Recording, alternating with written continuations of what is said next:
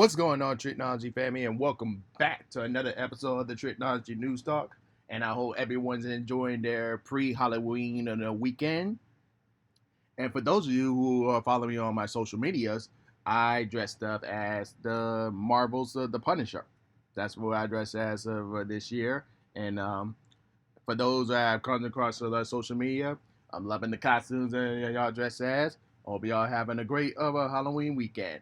And to round out our spooky weekend as we are getting close to more to the rest of the holidays, which is Thanksgiving and Christmas, we have a lot of things to talk about.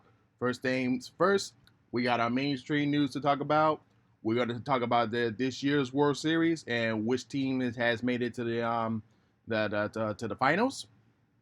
We got a movie review for y'all today, and we're going to be talking about the holiday movies, as I like to call it, the 2023 end of the year movies that will be coming out this coming November and December for the rest of this year. So without further ado, let's get started with our mainstream news.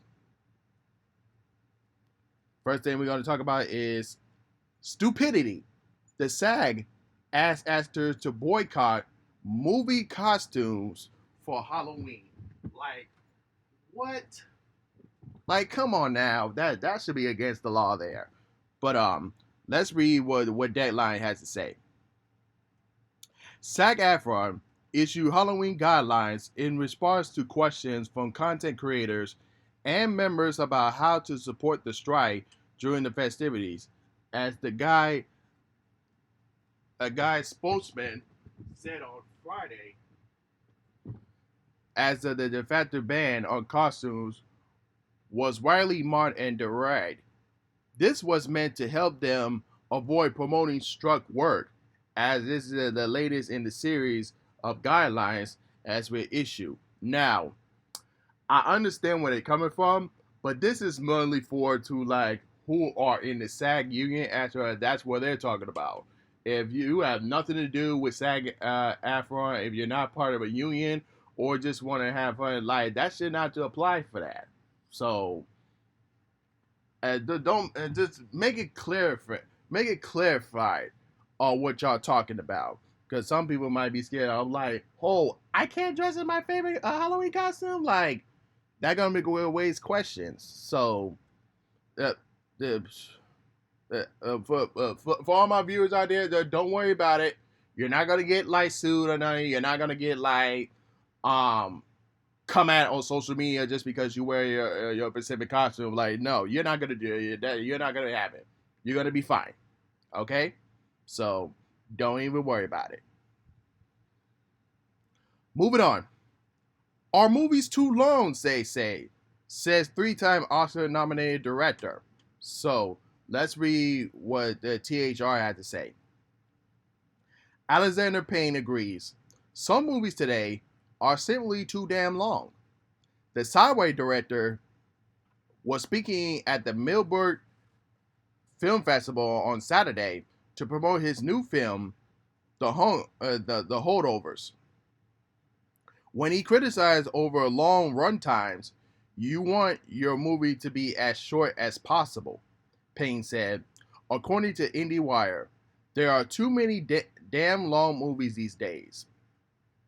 Payne added that a movie can be successfully pulled off a long runtime, but if your movie is 3.5 hours, at least let it be a short possible version of a 3-hour half of a movie. Now, when I talked about Martin Scorsese, you already know his movie is going to be long. So I would rather him talk to Martin Scorsese about that. Let me see what he gonna respond. But in the past, people are talking about, oh, let's do an intermission between the 3-hour and a half movies, but they still could do that in the future. So that could be a good way for everybody, like get a bathroom break and like all that other stuff. So they can still come up with that idea. So I don't think the runtime is really the problem. It's just a matter of how you would keep your fans, your viewer interested in your movie and in your product. So that's what it's all about. Um, Most people today don't even care about the runtime. It's just a matter of, are you going to keep your fans invested in, like, if this movie is really good or this movie going to be really bad. That's what we're focused on. If especially with the pacing and all that other stuff, when it comes to us like movie critics and other like fans out there. So that's where we're talking about. So we couldn't even care if a movie's too long. It's just a matter of if the movie is really good or not. Moving on. Spawn movie will be edgier than any other comic films, says Jason Blum. Let's see what he had to say. As Variety told the story, says Jason Blum is bringing the Blumhouse edge to an upcoming Spawn film adaptation. During a press line for Blumhouse at New York Comic Con 2023, period Screen Rant, Blum teased that the Spawn movie is currently being in development at his production company. It's going to be edgier and as original as compared to the other superhero movies, he said.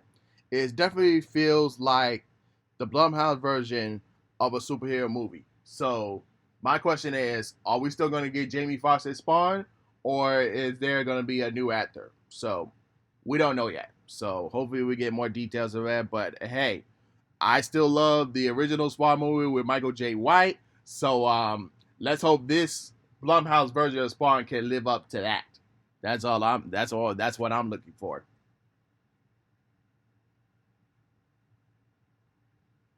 Alrighty, let's move on to our next news. Quiet Place, day one, has been delayed 3 months. Let's see what Coming Soon had to say. Pure Boys Kid of the Hollywood Reporter. Paramount Pictures has pushed the Quiet Place prequel from March 8, 2024 to June 2020 to June 28, 2024. So let me read that again. So it's been pushed from March 8th, 2024 to June 28, 2024. So in case y'all didn't know, Mission Impossible Dead Reckoning Part 2 was supposedly released on that date of June 28th, but it got delayed till next year. So that's why the Quiet Place, the day one movie, got moved to Mission Impossible's previous date. But continue on with the story. A Quiet Place Day One served as a prequel and spin-off to the Quiet Place movie, a post-apocalyptic horror film series co-created by John Krasinski. Michael Krasinski is writing and directing Day One based on a story treatment by Krasinski, a later who also attached as a producer. So, in case y'all didn't know, Lupita Nyong'o is starring in the spin-off prequel movie. So hopefully we will get a trailer soon, and how this movie is going to be. Moving on. Marvel reportedly cancels Wonder Man series. Let's see what Screen Greed had to say about this. While speaking on the Watch podcast, excuse me, the MCU, the reign of Marvel Studios co-author Jonah Robinson was discussing the situation with Daredevil Born Again and explaining how it ties with another upcoming Marvel series in Wonder Man. Sadly, Robinson Wonder Man may have not had the opportunity to have any further into production like Born Again, even after we heard about the Daredevil situation. And I also heard again that they are trashing the Wonder Man project, like there are a lot of stuff is going to be going into can. So my thought is that one of the reasons it might got canceled because, like I said before, maybe after Secret Wars, the MCU is going to get rebooted again. So it's best to go with your movies and your series that kind of like has already been introduced, and let it just flow into Avengers King Dynasty and Avengers Secret Wars. All the new characters that really don't need to be there right now. So save that for after like Secret Wars. That's my thing. So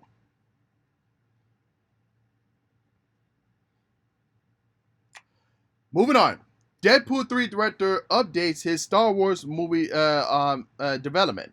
So this is coming from Star Wars News Net saying, when Kathy Kennedy brought me on board to make a Star Wars movie, her central mandate was I want a Sean Lenny movie. I want a story and a tone that reflects you and your taste on what you bring to your movies with a Star Wars story. So I have felt extremely empowered. We are in our early days, unfortunately, because the development process was interrupted paused due to the WGA strike, but I felt very empowered to trust my instincts in development of this story and movie. Let's see if he can give us a great Star Wars movie, or else. Moving on. As we were just talking about Mission Impossible on why it got delayed to 1 year, so we got our story here coming from the Hollywood Reporter saying Tom Cruise's next Mission Impossible movie is departed from the 2024 box office calendar. The eighth installment in the Action Spy franchise appears to be dropping the second half of its previous title, Dead Reckoning Part 2, with a new title expected to be announced later in the date. Paramount and Skydance have previously pushed back the film to May 23rd of 2025, off its previous date of June 28th, 2024. So now the Quiet Place Day 1 got that spot right now. The feature shut down production to allow for the star Tom Cruise and the cast to promote Dead Reckoning Part 1. Then the SAG-AFTRA strike hit in mid-July. So it kind of makes sense because, like, when it comes to the Mission Impossible movie, they release 1 year, then it will wait another year until the next year will come out. So it makes sense. So we're not stressing about that. So it's fine. Yeah, as far as the Mission Impossible movies, well, we can wait another year. So that ain't no problem with us. So and at least we know the next Mission Impossible movie is gonna be even more great, as we are still processing the Dead Reckoning for how good it was. So it's cool. Moving on. Number of streaming subscribers who have done jumps to 33%. Let's see what Next TV had to say about this story. One third of premium SVOD users are serial chummers, users who are actively manage their video entertainment services. Oh,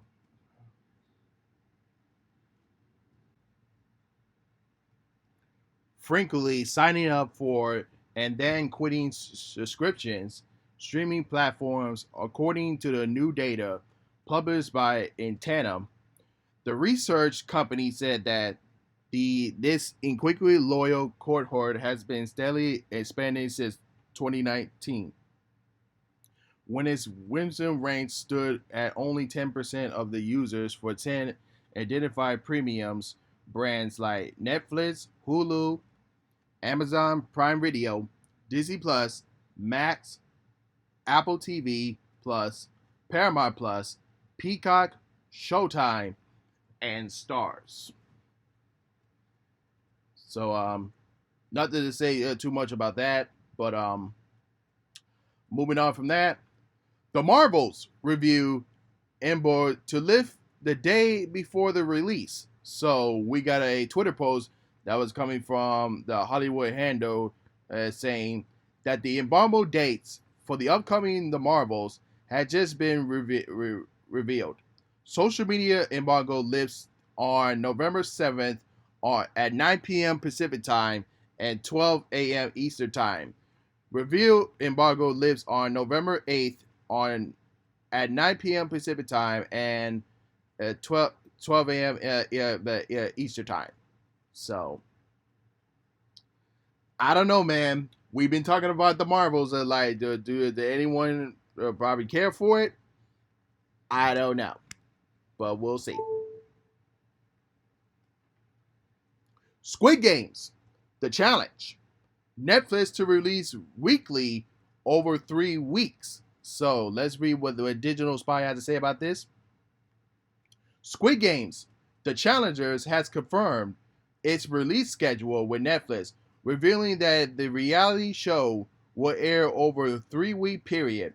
In a new update, Netflix has confirmed that the episodes will be released on a weekly basis from November 22nd until December 6th.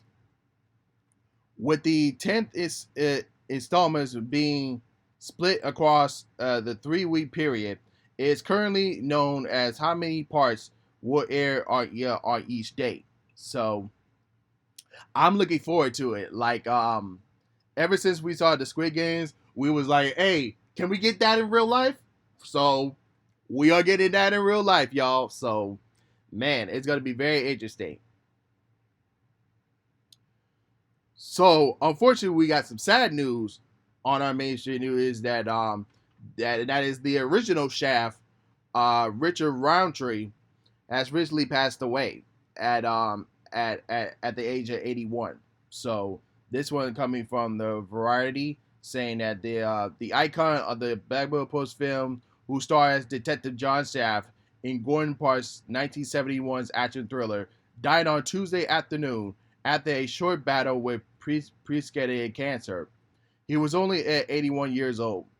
His death was confirmed by Patrick, his manager, since 1987.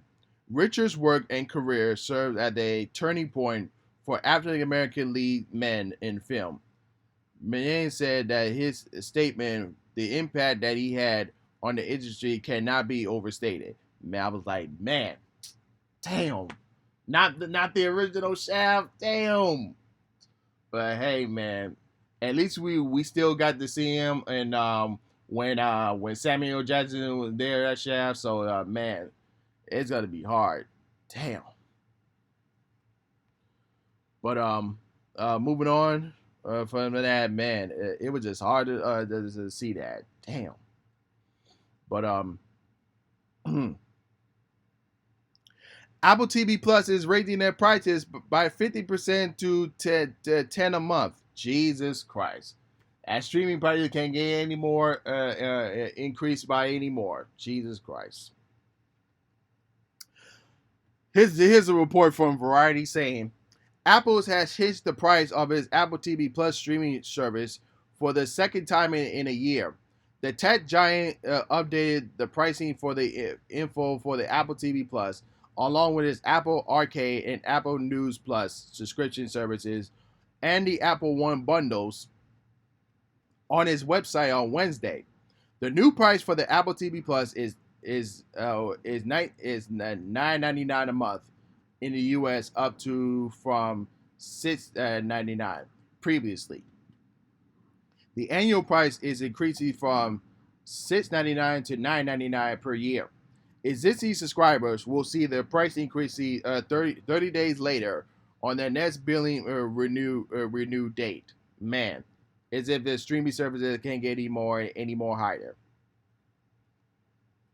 Moving on, Spider-Man 4 to shoot in late 2024 with Tom Holland, Zendaya, and John Watts returning as reported. So let's read what the superhero hype has to say. The fourth Tom Holland lead Spider-Man film is reported to begin filming late next year. Insider Dan Richardson has shared his news on Patreon via Twitter. said that Marvel and Sony are targeting for a late 2024 production start for Spider-Man 4, in which it will reunite Tom Holland with his co-star Zendaya and director John Watts. Spider-Man 4 is expecting to pick up after the events of No Way Home. The film ended with Peter moving on from moving into his first apartment and resuming his vigilante wearing a new comics accurate Spider-Man suit. So we already know that the next time we see Spider-Man is with Tobey Maguire, and he's going to be leading the Avengers in Kane Dynasty and Secret Wars. But where does this lead Tom Holland Spider-Man? We already have our predictions like, oh, are we going to see Miles Morales this time? Like, how are he and MJ going to be reunited? We have a lot of questions, so only time will tell. So as far as like the Sony projects right now, I know we're getting Madam Web and Kraven the Hunter in 2024. We don't have a release date on when the Beyond the Spider-Verse is going to be coming out soon. So that got held due to the SAG-AFTRA strike. So that's all we can say how much about the Spider-Man universe. But I can also say though, we are loving the Spider-Man 2 game. So I just had to put that out there. If you don't have that game, I suggest you guys go get it right now. Continuing talking about the Marvels, it was officially revealed that the runtime is being viewed as the shortest MCU film ever. So let's read what comic book reader had to say. Via the film's listing on AMC, it is now officially confirmed that Captain Marvel's sequel, The Marvels, will run for 1 hour and 45 minutes, breaking the Incredible Hulk and the Thor Dark World joint record as the shortest MCU movie ever. Disney confirms also follow-up reports from the insiders about the runtime, which was 19 minutes less from the original Captain Marvel, which was 2 hours and 4 minutes. So I don't know why you made that short, because not only you got Captain Marvel in there, you got Miss Marvel and also the other Marvel in there, or whatever you want to call her name. So man. But moving on from that, Jonathan Majors' case is moving forward to trial. Let's read this report here. A New York judge has ruled out that actor Jonathan Majors must face trial on domestic abuse charges. Like, bruh, he was innocent. Why we got to go to trial again? But a hearing Wednesday, New York Supreme Court Judge Michael Jeffrey denied a defense motion to dismiss the case and set a start date for November 29th for the trial. Jeffrey also revealed that the defense has filed a new motion seal that seeks to keep details related and undisclosed evidence in matter shielded for the public view. Due to the high profile of the case, not sharing that is expect for the case will be lead to the intense media circuit that it would comprise his client right after the fair trial. Like, oh my God, this man is innocent, and that girl was a freaking lying to him, dog. Man, like, that's some bull. But hey, we'll just have to wait and see what they're gonna do.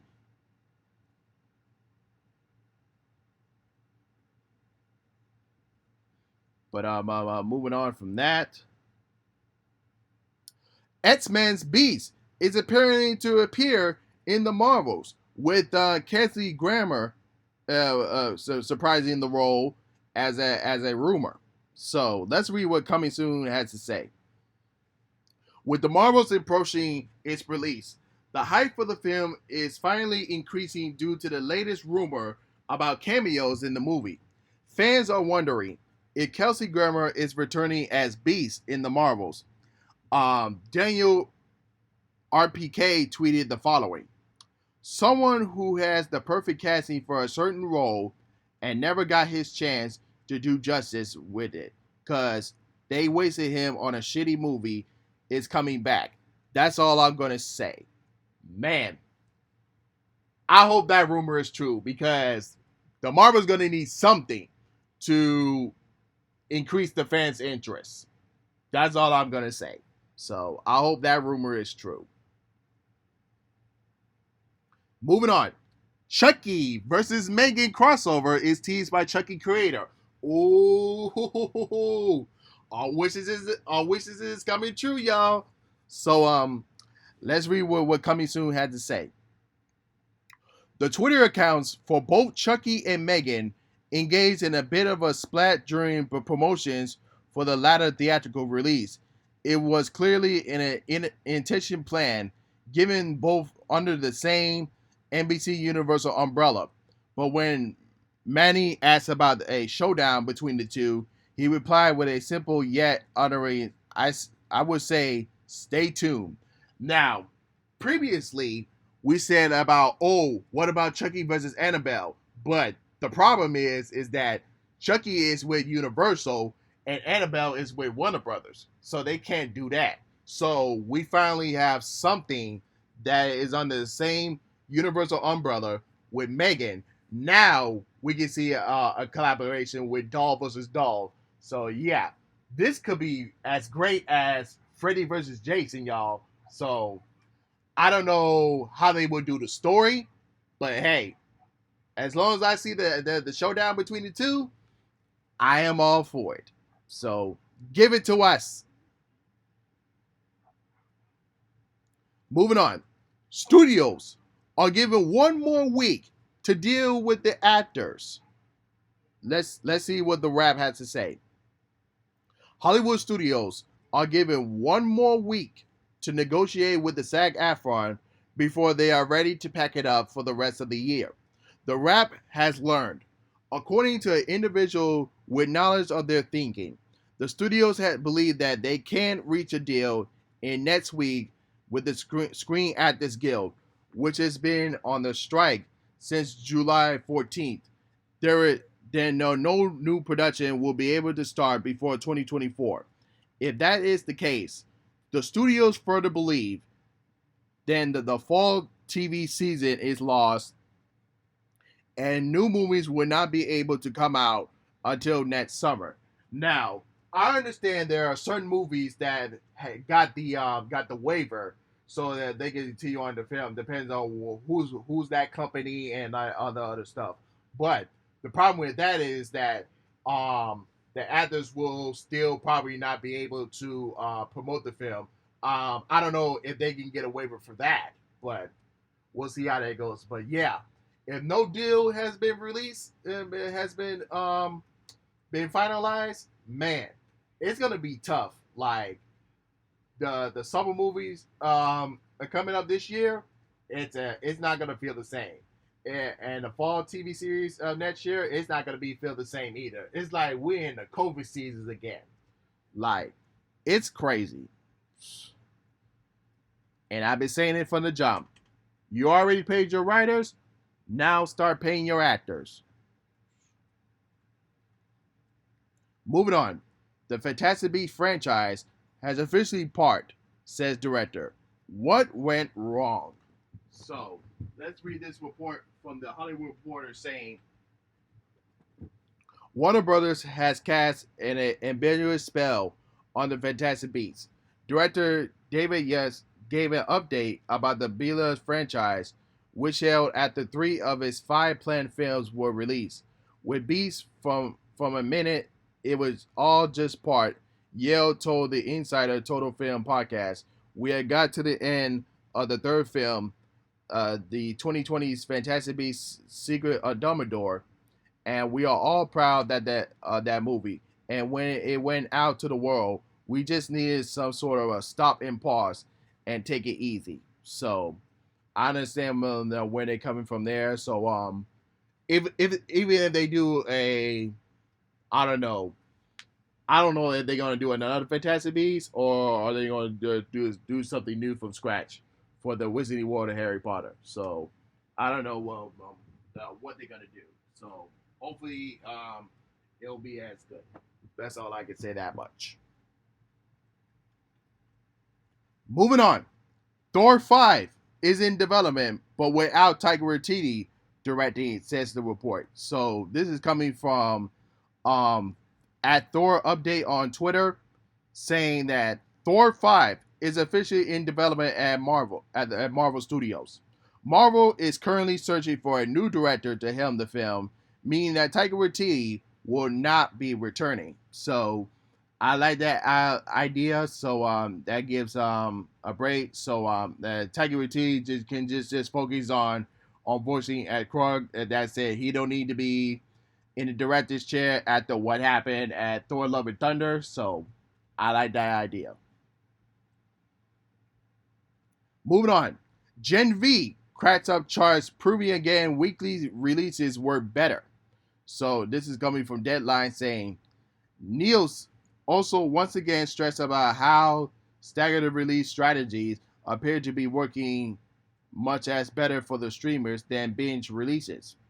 A new entity to the streaming originals list is Gen V, the college set spin-off of The Boys, which the streamers recently called it the most accurate new original series of the 2023, as is its renewal of the series for season 2.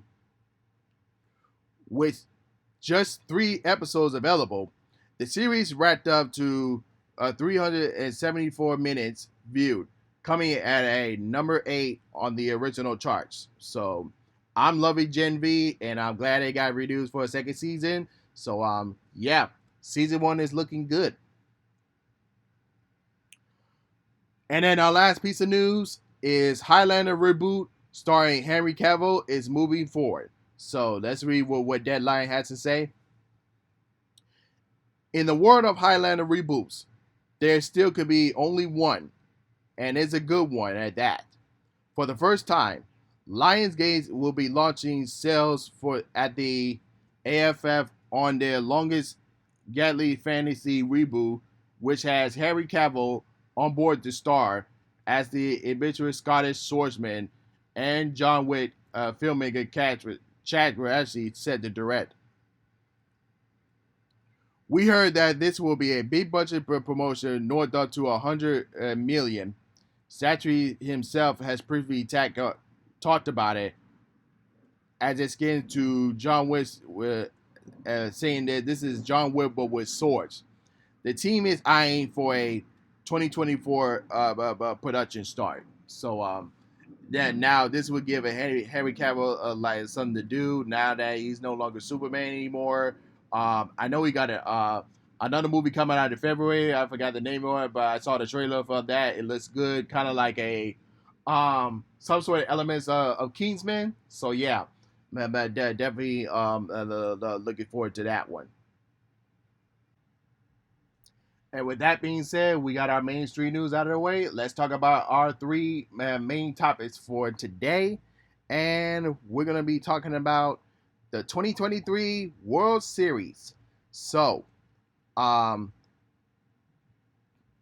current AL champions right now is the Texas Rangers, and the current NL champions are the Arizona Diamondbackers. So, the series just started this Friday, and this is the best of 7 series.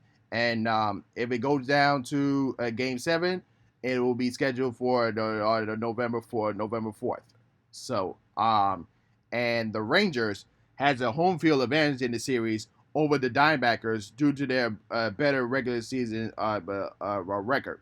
So, this will be the first postseason meeting with the Texas Rangers and the Arizona Diamondbackers. Both teams lost over 100 games in 2021. These 174 combined wins is their lowest ever total in a non-shortened season World Series. This series will be the 3rd time in history that a World Series where both wildcard teams are in the World Series after 2002 and 2014. This is also the first series which both teams played their home games with a retractable roof. This is the first World Series since 2020 where all games were played at the Rangers Global Life Field as a natural site during the COVID-19 to have all games played at the adjustable turf, as well as the first World Series since 1993 to have all games played in an alternate turf without using a natural site. Furthermore, since the Astros played in 2019, 2021, and 2022 World Series, this is the fifth consecutive series with games played in Texas.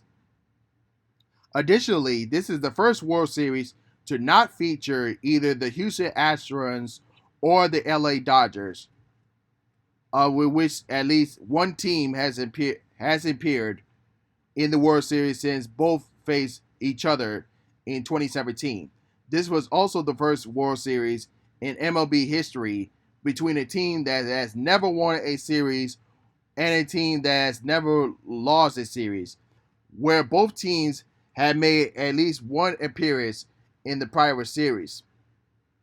Much like the 2023 HSLs, the mayors of Anaheim and Phoenix made a friendly wager started by Agriculture where a losing team would have not only wear the winning team's jersey at the city council meeting, but also have to treat the winner major to a local cuisine, being at the Hera Barbecue in Era and Pizzeria Bar in Phoenix. The Diamondbacks won the regular season series 3-1, splitting a two-game series in May at Global Life Field, sweeping the Rangers at Chase Field in August.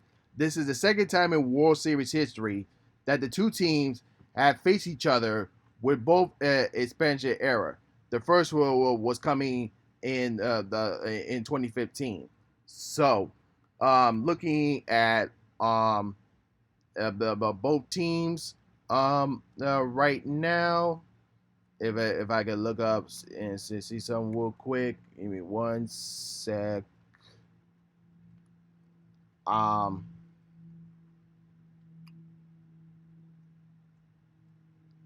So this will be a first timer for probably for both teams. Let me see some real quick.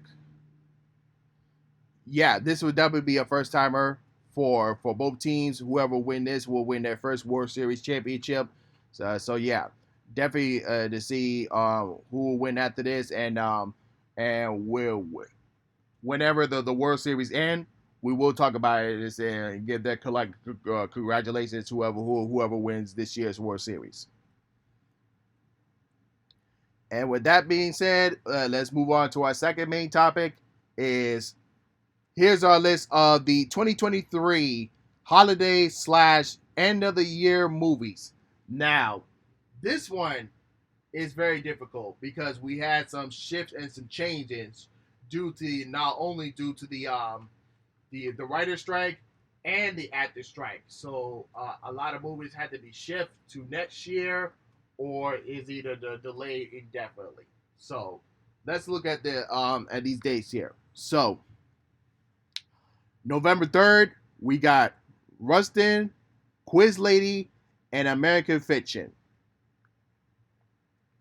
On November 10th, we got The Marvels, The Killer, Gene Switch Sequence, and It's a Wonderful Knife.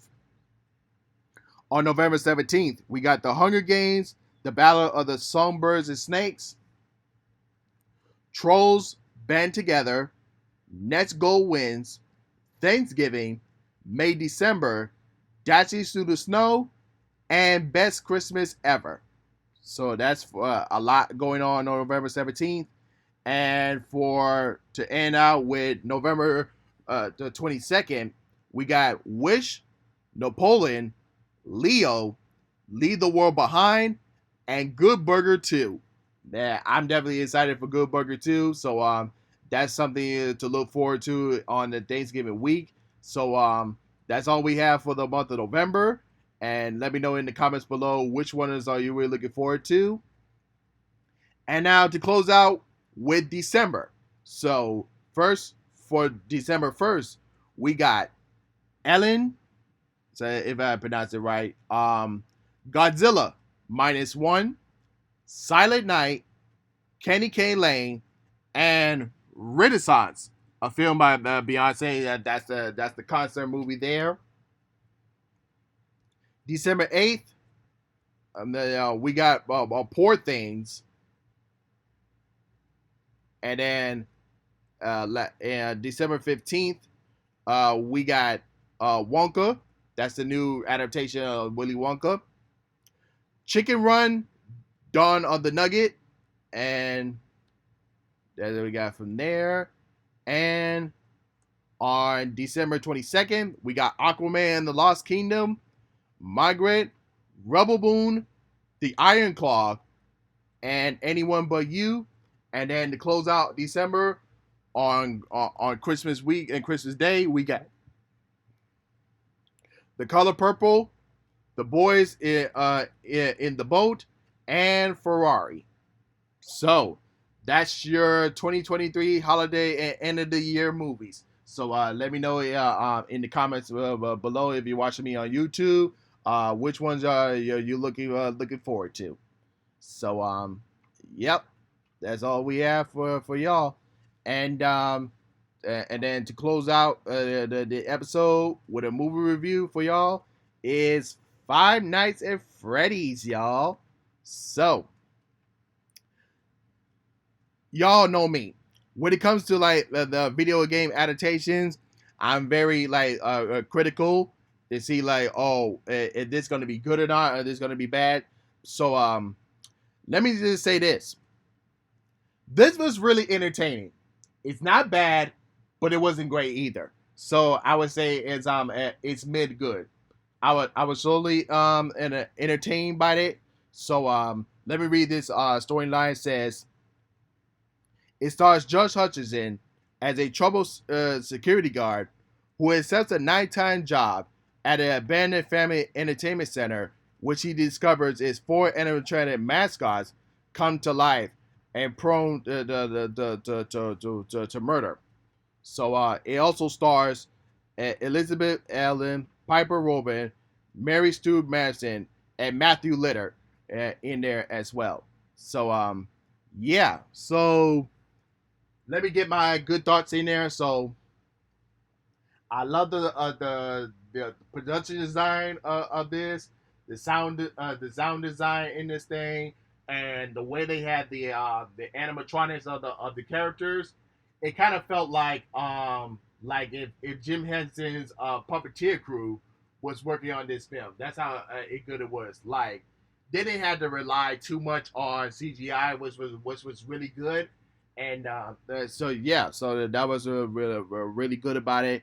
The storyline in this movie, I know you're saying it's kind of all over the place, but if you read like if you watch Josh Hutcherson's character, like when he gets those nightmares and dreams, it all gonna come full circle when he start working at Freddy's Pizzeria. So it kind of ties up with the story there. So it's fine. So some of the storylines are from the game and some of them are not from the game. So like say if you're gonna introduce this movie to a person that's never even played the video game before, it'll be like they're watching how do I best describe this? Chuck E. Cheese, but in a horror capacity. That's what I would get my theory on that. But some of the negatives I would say about this, like some of the dialogue in the script was kind of out of place for this. So that's much I can say about that. I wish this movie was rated R. So man, as much as I was entertained on this, I was like, man, can we get a rated R cut from this? Cause like most of it, like you see, or when the animatronics do the kill, it was like Come on, man. We need to see some blood. Come on. And I would say it's not really scary. Like it has its jump scares and anticipation at times, but like it's not really scary at all. Like the only people I would say getting scared of this is children that is under the age of 10. That's the only person I see that would probably that get scared from this. So that's much I can say about this. And so critically for grade, I would give this a C plus. Um, it's worth watching in the theaters, but if you're the type of person that say like, oh, like it's gonna be released on Peacock, well, that's just better watch this at home. Yeah, you could do that, or you're the type of person to say like, oh, let's watch this in theaters and then watch it again on Peacock. So that's up to you.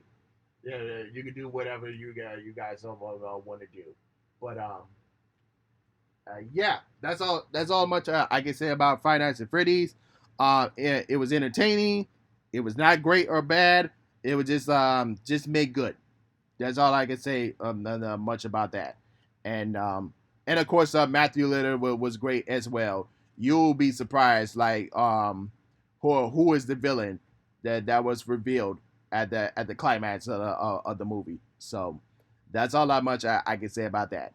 But and also it had two cameo appearances from two YouTube content creators, and also it had a mid credit scene. So stay out there for that as well. But other than that, folks, that's all I have for you guys today. And like I said, I hope you guys are enjoying your Halloween weekend as we are getting close to Thanksgiving and Christmas, y'all.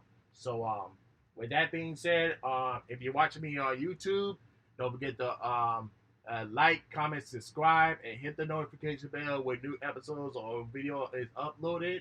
And of course, if you're listening to me on Spotify, Google Podcasts, Apple Podcasts, or any other podcast streaming platform, don't forget to follow me there as well. And with that being said, this is Trico, and I'm signing off, y'all. Peace.